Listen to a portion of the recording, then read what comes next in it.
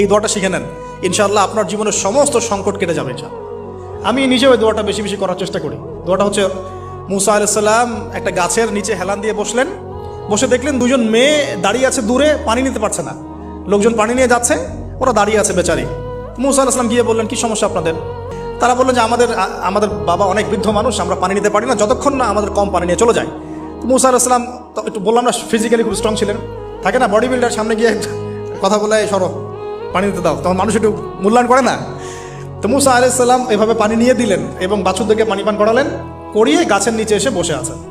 বসে বসে তিনি দোয়া করছেন, এই যে দোয়াটা তিনি দোয়া করছেন, রব্বি, একটা নেক কাজ করলেন, নেক কাজ করলেন না, মানুষের উপকার করলেন, নেক কাজ করে এসে গাছের নিচে বসে দোয়া করছেন, আল্লাহ এখানে তো আমার খাবার পানি বাসস্থান কিছুই নাই, আমি কি করব?